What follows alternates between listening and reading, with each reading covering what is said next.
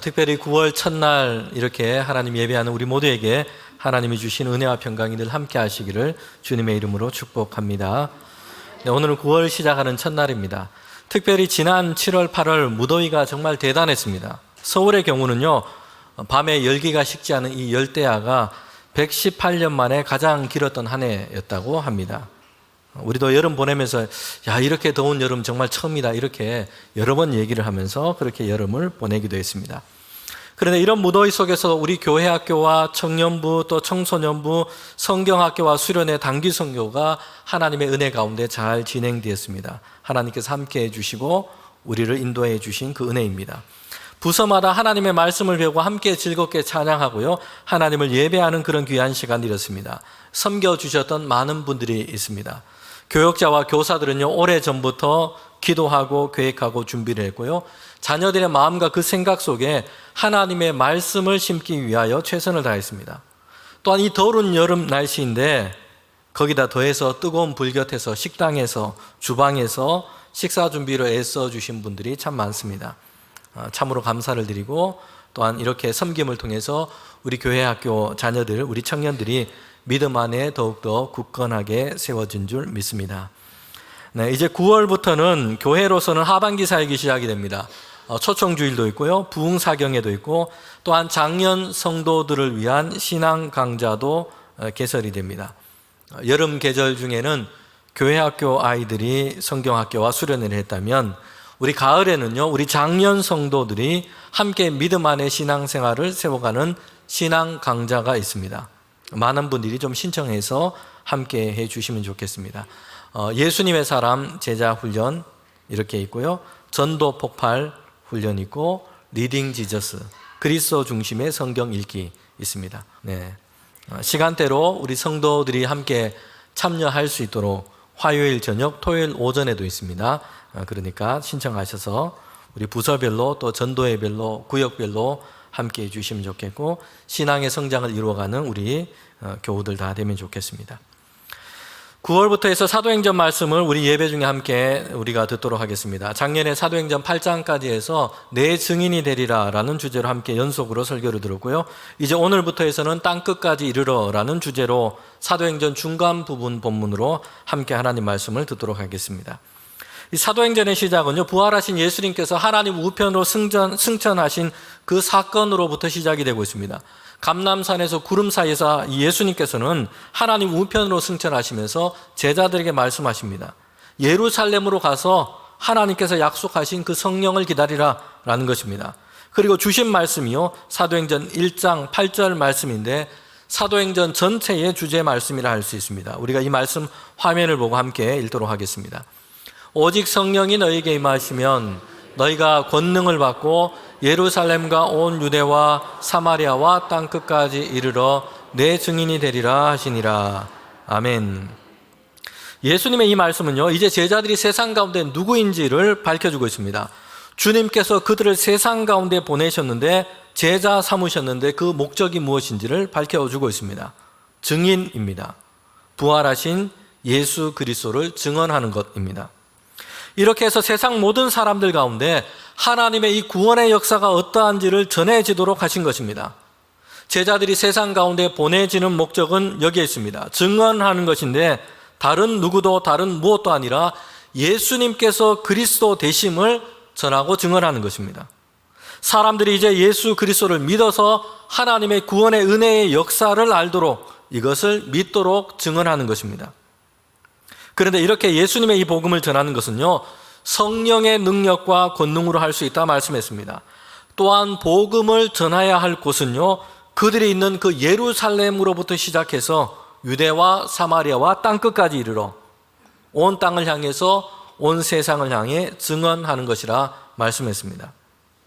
성도 여러분, 이것은 성경에 기록된 제자들에게만 해당되는 말씀이 아니고요, 모든 시대에 주님의 이름으로 세워진 교회와 성도들을 향해서 열려진 명령이요 말씀인 것입니다. 오늘 성도들도 그리고 교회들도요, 예수님의 이 말씀 아래서 하나의 정체성을 가지고 있는 겁니다.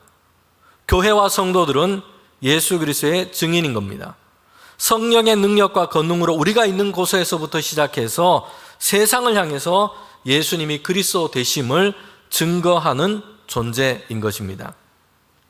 성도가 누구인지, 교회가 무엇을 하는 것인지 이것을 아는 것은 매우 중요합니다.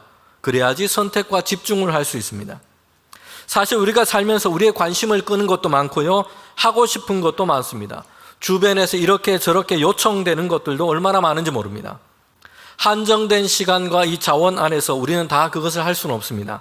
그래서 중요하고 본질적인 것이 무엇인지를 알고 여기에 선택하고 집중하는 것이 필요합니다. 우리가 성도로서 함께 또한 모이는 교회로서 더 중요하고 본질적인 것, 이것을 아는 것, 이것을 선택하는 것이 우리에게 필요합니다. 하나님께서 우리에게 주신 본래의 목적과 사명은요, 여기에 있는 것입니다. 세상 가운데 예수 그리스도의 증인이고 하나님의 이 구원의 역사를 전하는 것인 겁니다. 사도행전의 기록은요, 예수님께서 이렇게 제자들에게 주신 이 말씀이 그들을 통하여 어떻게 이루어지고 있는지를 기록하고 있습니다. 제자들과 성도들이 마가의 다락방에 모여서 기도했습니다. 그때 성령이 임했습니다. 그들이 성령의 충만함과 권능을 받았어요. 담대해졌습니다. 이전에는 문을 닫고 다락방 안에 있었는데 오순절에 성령이 그들에게 임하고 나서 그들은 변화되었습니다.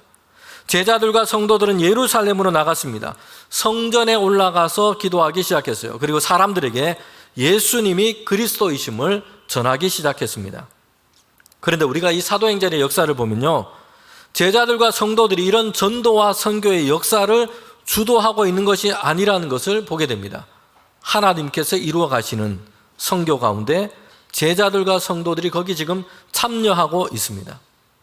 하나님께서는 그들 가운데 성령을 주시고 때로는 그들을 생각지 못한 방식 가운데 그들을 가운데 열어주시고 그리고 그들이 계획하지 않은 곳으로 제자들과 성도들을 이끌어 가시기도 합니다. 하나님께서는 담대함과 권능을 주셔서 핍박과 박해와 환난 가운데서도 전도와 선교를 할 수 있도록 그들을 세워가십니다. 그래서 이 사도행전의 역사를 보면요, 복음이 증거되는 이 선교를 이끌어 가시는 분, 이것을 이루어 가시는 분, 그 주체는 하나님이 있습니다. 거기에 초대교회 사도들과 성도들이 참여하고 있고 쓰임을 받고 있는 것입니다. 선교하시는 하나님, 또 선교학에서 쓰는 말로는 하나님의 선교라는 이 단어가 있습니다. 1950년대 이후로 하나님의 선교라는 말이 등장하게 됩니다. 이 단어를 그런데 사용하는 한쪽 부류에서는요, 그 강조점이 과도하게 세상의 영역으로 이탈돼 버리기도 했습니다. 그래서 선교라는 개념에서 직접적으로 예수님의 이 복음을 전파하는 것, 주님의 이름을 증거하면서 회심자를 세우는 것, 이런 교회의 사명이 한쪽에서는 약화되기도 했습니다. 세상에서 정의와 해방을 이루는 어떤 사회, 정치적인 운동으로 이탈되는 이런 흐름이 있었던 겁니다. 그러나 복음주의적 교회 그룹 안에서는요, 하나님의 이 선교를 다시 재조명했습니다. 성경의 관점을 새롭게 제시했습니다.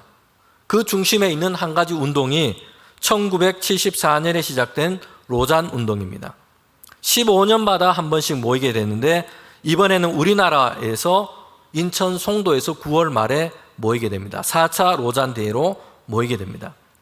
세계 각국에서 복음주의를 대표하는 교회 지도자들이 모여서 함께 교회와 선교의 방향을 세워가는 이런 모임입니다. 그런데 그 기초되는 기본 정신이 세 가지로 정리될 수 있습니다. 여러분, 이 기본 정신은요, 오늘 우리와 성도들이 믿음 안에서 꼭 붙들어야 할 신앙의 기초되는 정신이기도 합니다. 첫 번째는요, 구원의 복음으로서의 예수 그리스도의 유일성입니다. 다원주의적 생각을 다 배격하고 그리스도의 유일성을 우리는 그렇게 믿고 그렇게 붙잡는 것입니다.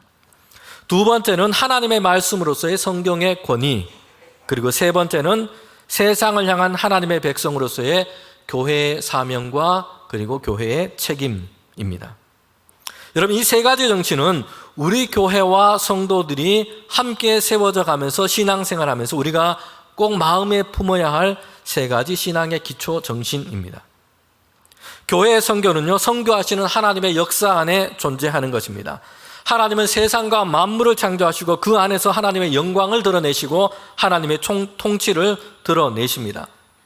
인간의 죄악으로 훼손된 세상 가운데 하나님은 여전히 이 세상을 붙드시고 계시고 예수 그리스도를 통하여 구원의 길, 회복의 길을 열어주십니다.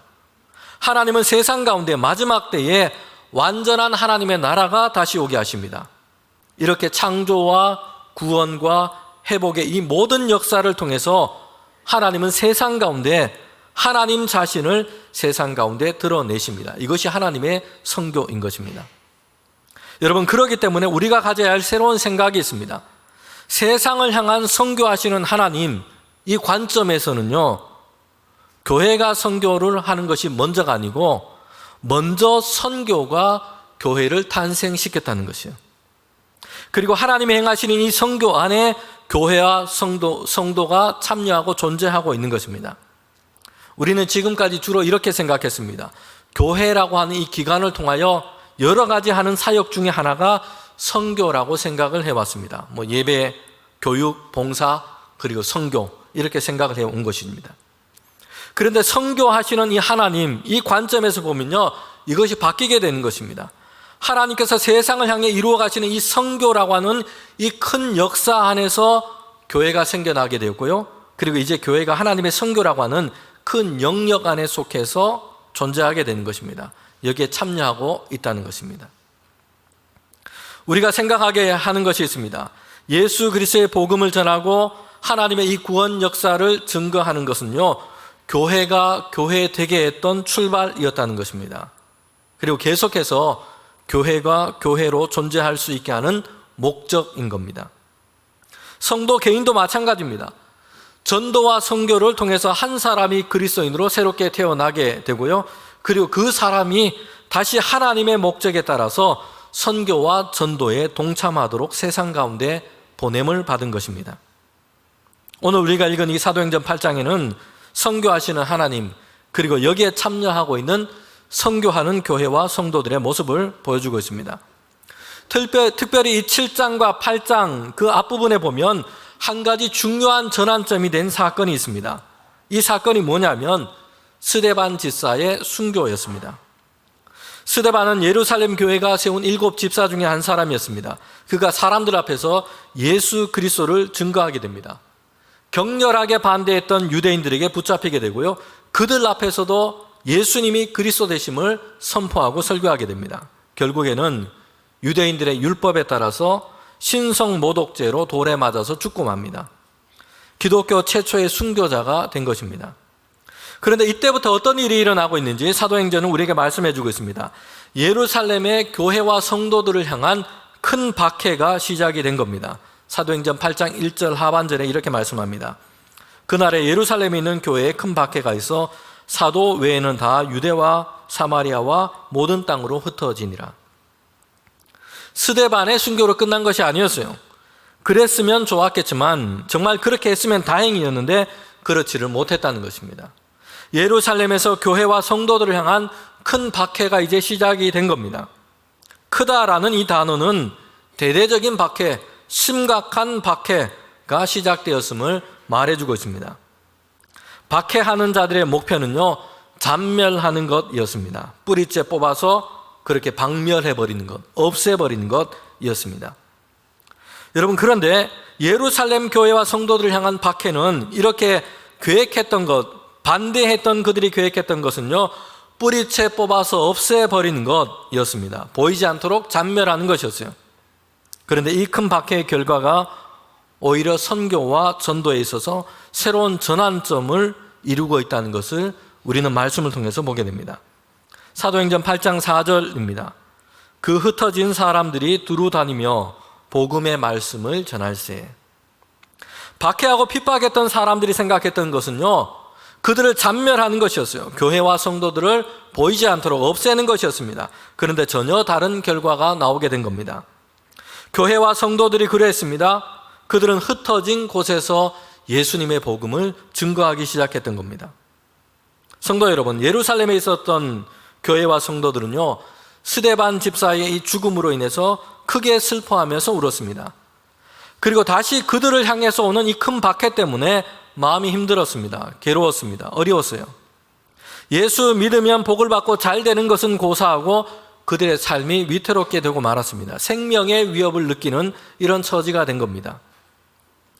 성도 여러분, 만약 우리가 이런 상황이라면 여러분 어떤 생각이 들까요? 이전까지는 다른 종교를 가졌습니다. 또는 무신론자였어요. 그런데 가까운 누군가가 전도를 했습니다. 이제 예수님을 믿고 교회를 다니기 시작했습니다. 그런데 안 좋은 일이 생기게 된 겁니다. 사업하는 것이 잘 안 됐고요. 갑자기 몸이 좀 안 좋아서 병원에 갔는데 큰 병이 있다 합니다. 교회 다닌다고 주변 사람들에게 따돌림을 당하기도 합니다. 여러분, 이렇다면 어떤 생각이 들겠습니까? 마음이 안 좋고 불편해지기도 하고요. 믿음이 연약한 사람들은 야, 이거 내가 교회에 계속 나가야 하나? 예수 믿는 것이 정말 잘한 일인가? 이런 생각이 들기도 할 것입니다. 예루살렘 처음 교회 성도들은요, 큰 박해가 그들 가운데 닥칠 때는요, 그들 역시 당혹스럽고 두려움 가운데 있었습니다. 그래서 예루살렘을 떠나서 흩어지게 된 겁니다. 그런데 이것으로 인해서 새로운 전기가 교회의 역사 가운데 열리게 된 겁니다. 성도들이 박해 때문에 각처로 여러 곳으로 흩어지고 말았습니다. 그런데 그 흩어짐으로 말미암아서 이제 예수님의 복음이 여러 지역으로 전파되게 된 겁니다. 박해로 인해서 흩어졌는데 그 흩어진 곳에서 성도들이 성령의 능력과 충만함으로 예수님의 복음을 다시 전하게 되었어요. 박해로 인해서 예수님의 복음과 교회가 잔멸된 것이 아니라 각 지역으로 복음이 증거되고 교회가 각 지역에 생겨나기 시작했습니다. 큰 박해와 핍박이라는 이 위기가 위태롭게 하는 것처럼 보였지만 오히려 선교와 전도가 확장되는 기회가 된 것입니다. 여러분, 얼마 전에 일본에서는요, 전국 고교 야구 선수권 대회가 있었습니다. 일본의 고교 야구인데 한국에서도 우리나라에서도 큰 관심을 끌게 된 이유가 있습니다. 한국계 민족학교인 이 교토국제고가 결승전에 올랐고요, 우승을 차지하게 됐습니다. 여러분, 이 학교는 제1교포들이 민족교육을 위해서 자발적으로 그렇게 1947년에 세운 학교라고 합니다. 현재는 중고생 합쳐서 학생 수가 불과 160명 정도에 불과합니다. 소규모 학교인 것입니다. 그런데 일본 전국에서 3,700개가 넘는 이 학교들이 참가한 이 야구 선수권 대회에서 우승을 차지하게 된 겁니다. 여러분, 특별히 이 학교는요, 지금까지도 그 교가가 한국말로 되어 있습니다. 그래서 우승해서 경기장에 한국말로 된 교가가 그렇게 울려 퍼지게 된 것입니다. 이 학교는 정말 이 작은 동산 위에 세워진 학교였습니다. 특별히 그래서 운동장도 매우 좁습니다. 주차장 사이에 운동장이 있는데 그 운동장 크기가 어떻게 되냐면 가로 70m, 세로 60m 정도밖에 되지 않는다 합니다. 야구를 하기에는 너무 좁은 그런 운동장인 겁니다. 그래서 타격 연습을 할 때는요, 선수들이 미리 몇 명은 주차장에 가서 공을 받을 준비를 하고 이제 타격 연습을 한다 합니다. 멀리 치면 공이 운동장을 벗어나서 주차장으로 가게 되는데 차에 이게 떨어지면 이게 손상이 되기 때문에 선수 중에 몇 명은 공을 받을 준비를 하고 주차장에 기다리고 있고 타격 연습을 그렇게 했다 합니다. 운동장이 너무 좁기 때문에 그래서 이 팀은 집중적으로 훈련을 했던 것이 뭐냐면 수비 연습을 열심히 했습니다. 좁은 운동장 안에서 그래서 수비를 열심히 훈련했던 것입니다. 성도 여러분, 그런데 여러분, 이 일을 운동장이 좁은 이 악조건이었지만 오히려 이것으로 인해서 여러분 우승을 할 수 있는 그런 계기가 되기도 했다는 것입니다. 쟁쟁한 다른 팀들과 이겨서 우승을 하게 되는데요, 이 팀이 가지고 있는 가장 큰 장점이 있었습니다. 그것은 내야 수비를 정말 잘한다는 것이에요. 상대 팀이 점수를 거의 내지 못하도록 수비가 아주 탄탄한 그런 팀으로 성장했던 것입니다. 운동장이 너무 좁고 협소한 것은 참으로 큰 악조건이었습니다. 그런데 그 가운데서도 훈련을 통해서 준비하고 나니까요, 생각 밖에도 나중에 보니까 오히려 이것이 그 팀의 가장 큰 장점을 얻게 되는 계기가 됐다는 것이에요. 우승할 수 있는 중요한 원동력으로 작용하게 됐다는 겁니다. 성도 여러분, 교회와 우리의 삶의 형편을 봐도 그렇습니다. 때로는 이것 때문에 어려워, 때로는 이것 때문에 힘들어 하는 것들이 우리 주변에 얼마나 많습니까? 여러분, 그러나 이런 어려운 점, 이런 연약한 점을 오히려 하나님께서는 더 크고 선한 뜻 가운데 역전해서 사용하여 주실 줄 믿습니다. 여러분, 성도 여러분, 예루살렘 교회와 성도들은요, 그들을 향한 큰 박해 가운데 있었습니다. 그들을 두렵게 하고 흩어지게 했던 것이었습니다. 좋지 못한 상황이었고 악조건이었습니다. 그래서 그들은 힘겨운 마음으로 흩어질 수밖에 없었습니다. 대적자들을 통해서 일어난 이 박해를 통해서 그러나 오히려 하나님은 하나님의 선교를 이루어 가신 것입니다. 박해로 인해서 각처로 흩어진 이 성도들을 통해서 예수님의 복음이 각처로 전파된 것입니다. 전화위복이라는 말이 생각납니다. 화가 변하여 복이 되었다라는 뜻입니다.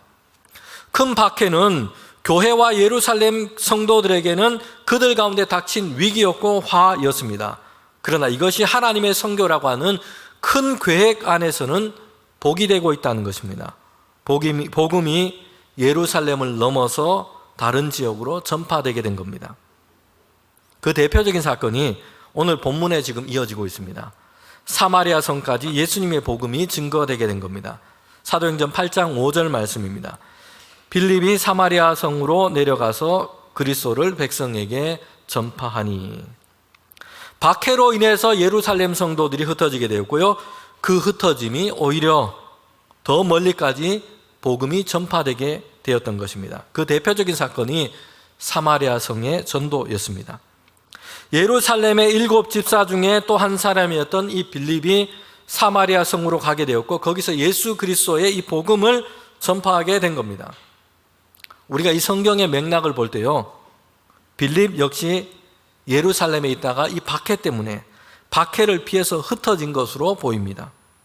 박해를 피하기 위해서 예루살렘을 떠날 수밖에 없었던 겁니다. 비록 예루살렘을 떠났지만 예수 믿는 신앙을 떠난 것이 아니었습니다. 오히려 박해를 피해서 간 그곳에서 사마리아 성에서 예수님이 그리스도 되심, 하나님의 이 구원의 역사를 전파하기 시작했던 겁니다. 성도 여러분, 그런데 왜 사도행전에서는 사마리아 성 전도를 대표적으로 지금 이야기를 하고 있을까요? 우리가 생각해 볼 필요가 있습니다. 물론 예수님께서 제자들에게 주신 이 선교 명령을 보면요, 복음을 전파하되 예루살렘 그리고 유대 사마리아와 땅끝까지 이렇게 나옵니다. 여기에도 사마리아가 등장하고 있습니다. 그 지명이 등장하고 있습니다. 그런데 이 사마리아라고 하는 곳이 유대인들에게 어떤 의미가 있는지를 우리가 생각해 볼 필요가 있습니다. 여러분, 사마리아는요, 유대 역사 안에서 멸시와 천대를 받았던 그런 지역이었습니다. 이스라엘이 남과 북으로 나눌 때에는 북이스라엘의 중심 지역이 바로 사마리아 땅이었습니다. 여러분, 그런데 이스라엘 역사는요, 이 정통성이 다윗의 가문의 이 왕위를 잇는 남유다에 두었습니다. 그런데 북이스라엘은 반역과 반란을 주도한 나라, 이렇게 생각이 되는 겁니다. 그리고 그 중심에 사마리아가 있는 겁니다. 특별히 북이스라엘 나라는요, 하나님을 떠난 이 우상 숭배가 그 나라가 세워진 초기부터 만연하게 됩니다. 사마리아는 그러기에 우상 숭배의 중심지로 그렇게 인식되었던 겁니다. 이스라엘 역사를 보면 그 이후에도 사마리아 땅이 유대인들에게 배척을 받았던 역사가 있습니다. 아수르라고 하는 나라에 의해서 북이스라엘이 무너지고 식민 지배를 당하게 됩니다. 그런데 이 아수르라는 나라가 시행했던 식민 지배 정책 중에 하나가 혼혈 정책이었어요. 이주 정책이었던 겁니다. 다른 민족들을 이곳에 이주시켜서 그래서 피가 섞이게 하는 것, 혼혈을 만드는 것입니다. 그래서 민족이라는 이름으로 단합하지 못하도록 그렇게 만드는 겁니다. 여러분, 아수르가 시행했던 이 혼혈 정책에 시행했던 것 중에 하나가 사마리아 땅이었던 겁니다. 그러니 사마리아 땅에는 다른 민족이 이주해서 살게 되었고 혼혈이 생기게 된 겁니다. 성도 여러분, 이 유대인들이 종교적으로나 혈통적으로 자신들의 순수성을 얼마나 강조하고 자랑으로 삼아 왔습니까? 그러니 사마리아 땅과 거기 사는 사람들을 유대인들은 혐오하고 배척했던 겁니다. 복음서와 사도행전의 시대에도 보면 사람들은 가급적이면 이 사마리아 지역을 지나가기를 원하지 않았어요. 그 땅은 더러운 곳이라고 생각했습니다. 그 땅에 사는 사람들과 마주하거나 만나는 것을 거절했습니다. 부정한 것으로 생각했습니다. 여러분, 이런 생각은요, 초대교회 성도들에게도 여전했습니다. 그들 역시 대부분이 유대인들이었기 때문입니다. 물론 다른 지역에서 태어나고 자란 온 유대인 디아스포라들도 많았습니다. 그럼에도 그들은 유대인들이 가졌던 이런 생각, 많은 부분을 공유했던 겁니다. 박해가 없었다면 예루살렘 교회 성도들은요, 예루살렘에 계속 머물러 있기를 안주했을 겁니다. 예루살렘에 있는 유대인들에게 전도하고 예수님을 전하고 예루살렘에서 그들이 함께 모여서 예배하는 것으로 만족하고 거기에 머물러 있었을 겁니다. 그런데 박해로 인해서 어쩔 수 없이 예루살렘을 떠나 흩어지게 되었고요. 더군다나 이로 인해서 사마리아 성까지 가게 된 겁니다. 거기에서 예수님을 전하고 증거하게 되었습니다. 성령의 능력과 권능으로 표적을 행하게 되었습니다. 이제 예수 믿는 성도들은요, 1000년 동안 내려왔던, 그 오랜 역사 동안 내려왔던 사마리아와 거기 살고 있는 사람들에 대한 혐오와 경계의 벽을 넘어서게 된 겁니다. 그들 가운데 예수님의 복음을 가지고 전하게 되었고 그들과 함께 하게 된 것입니다. 사마리아 성이 복음 전도로 인해서 또한 그들 가운데 하나님께서 이루신 큰 표적과 기사로 인해서 큰 기쁨이 넘쳐나게 된 것입니다. 성도 여러분, 오늘 우리는요, 예수님의 이 복음과 선교의 사명을 사람들이 만들어 놓은 장벽, 분리 안에 가두어 두어서는 안 됩니다. 지역, 인종의 차별, 사회적인 계층, 문화의 장벽을 넘어서 하나님의 이 복음과 예수 그리스도를 증거하고 우리는 전해야 하는 것입니다. 하나님의 구원하심의 은혜는요, 모든 사람, 모든 민족, 모든 나라에게 필요한 것입니다. 하나님은 그 복음이 그렇게 증거되고 전파되기를 원하십니다. 그러기에 전도와 선교에서 제외되어도 되는 곳은 없습니다. 그런 사람도 없는 것입니다. 모든 지역, 모든 나라, 모든 사람이 아직 예수 그리스도를 알지 못한다면 우리가 전도하고 선교해야 할 대상인 것입니다. 사마리아 성으로 하나님은 빌립을 이끄셨고 거기에서 예수님의 복음이 증거되어 전파되도록 하셨습니다. 이적과 표적이 일어나게 하셔서 사람들이 예수님의 이 복음을 듣고 믿도록 이끄신 것입니다. 그런데 이 사도행전의 기록을 보면요, 전도의 좋은 열매 또한 알곡과 같은 결실에 대해서만 이야기하고 있지는 않습니다. 사마리아 성에서 전도를 보고하고 있는데 거기에 보면요, 중요한 한 가지 사건에 대해서 상세하게 기록하고 있습니다. 마술사 시몬에 대한 이야기입니다. 여러분, 이것은요, 우리가 전도와 선교를 하지만 우리에게도 충분히 일어날 수 있는, 오늘에도 충분히 일어날 수 있는 일에 대해서 설명해 주고 있는 것입니다. 알곡을 거두는 것처럼 전도의 결실도 있지만 여러분, 전도의 현장, 선교의 현장에는요, 가라지와 같은 열매를 얻지 못하는 일들도 있다는 것입니다. 시몬이라는 인물은요, 사마리아 성에서 아주 유명했던 인물이었습니다. 오늘 유행하는 말로 친다면 사마리아 성에서 당시 큰 영향력을 주는 인플루언서입니다. 무엇으로 영향력을 지금 끼치고 있습니까? 주술, 마술, 이런 것이었습니다. 그는 주술사, 마술사였는데 그 영향력이 얼마나 큰지 사마리아 성 안에서는 높은 사람부터 해서 낮은 사람이든 할 것 없이 시몬이라고 하는 이 사람의 영향력 아래에 있었다는 것입니다. 그런데 전도자 빌립이 사마리아 성에 오고는 상황이 달라졌습니다. 빌립은 예수님을 전할 뿐만 아니라 하나님의 이 권능을 힘입어서 표적과 기사를 행했습니다. 악한 영과 귀신에 들린 사람들을 치유했고요, 병든 사람을 고치기도 했습니다. 그러니 사람들이 자연스럽게 이제 빌립에게로, 전도자 빌립에게로 모이기 시작했던 것입니다. 예수님의 복음이 증거되고 전해질 때에 하나님의 권능의 역사가 나타날 때에 일어나는 일입니다. 어둠으로 사람을 이끌어갔던 이 미혹하는 것, 미신과 주술의 영향 아래서 사람들이 벗어나기 시작했던 겁니다.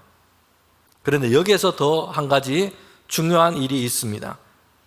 마술사였던 시몬도 빌립이 행하는 것을 보았습니다. 처음에는 자신과 경쟁하는 동일 업종에 종사하는 사람 정도로 생각했습니다. 그런데 가만히 보니까요, 마술사인 자신이 하는 차원을 넘어서 있는 것이요. 그래서 마술사 시몬도 놀라서 이제는 전도자 빌립을 따라다니게 된 겁니다. 세례도 받았고요. 열심히 빌립을 따라다녀서 그가 전하는 말씀도 들었습니다. 그러니 이제는 마술사였는데, 이전에는 마술사였는데 이제는 예수님을 영접하고 신자가 되었다. 주변에서 이렇게 생각을 다 했습니다.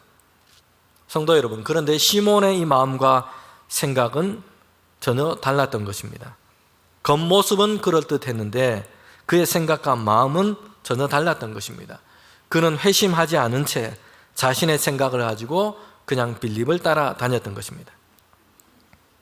요즘 사회적인 문제가 되고 있는 것이 있습니다. 딥페이크라고 하는 것이 있는데요, 이것이 큰 문제가 되고 있습니다. 인공지능과 미디어 편집 기술이 합세해서 아주 정교하게 영상이나 이미지를 합성하는 것 뜻합니다. 다른 사람의 얼굴이나 이미지를 합성해서 그 사진과 영상에 실제로 등장하는 인물인 것처럼 그렇게 뒤바꾸어 놓는 것입니다. 사실 예전에는 영화 포스터라든지 중요한 유명한 장면에 사람들의 얼굴을 유머스럽게 이렇게 끼워 넣는 이런 일이었습니다. 그런데 최근에는 음란물이라든지 성적인 범죄에 지금 쓰이고 있어서 사회적으로 큰 파장이 되고 있습니다.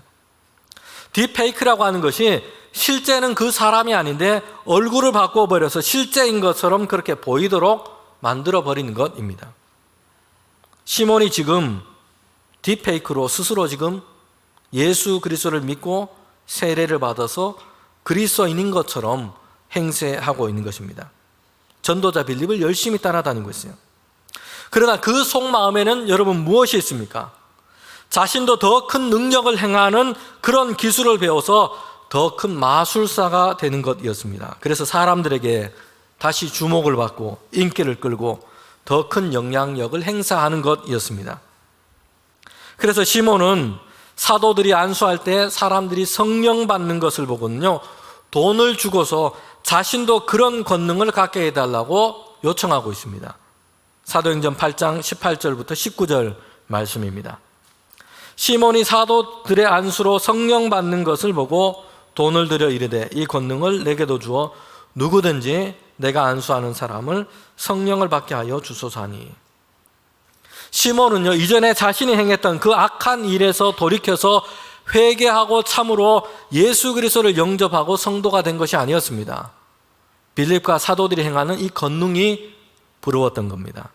이것이 마치 배울 수 있는 기술인 것처럼 생각했던 겁니다.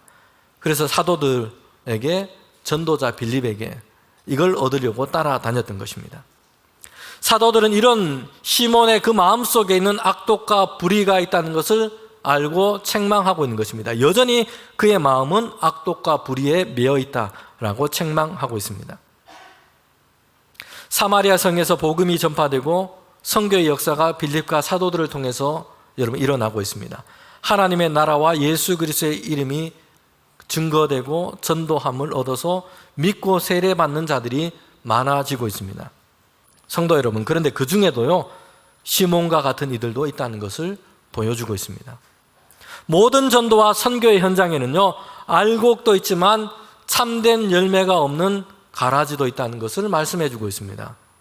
그러나 사도들과 빌립은 어떻게 하고 있습니까? 사도행전 8장 25절에 이렇게 말씀합니다. 두 사도가 주의 말씀을 증언하여 말한 후에 예루살렘으로 돌아갈새 사마리아인의 여러 마을에서 복음을 전하니라. 복음 전도는 계속되고 있습니다. 열매가 없는 가라지가 있고 당장의 결실을 얻지 못한 때도 있습니다. 그러나 복음 전파하는 것은 중단되지 않고 사도들과 성도들을 통해서 여러분 계속되고 있습니다. 전도와 선교의 현장에는요, 곡식처럼 보이는데 열매 없는 가라지가 생겨나기도 합니다. 결실을 얻지 못할 때가 있기도 합니다. 그러나 실망할 것이 아니라 하나님의 선교에 신실하게 참여하는 우리 교회, 우리 모든 성도들 되시기를 주님의 이름으로 축원합니다.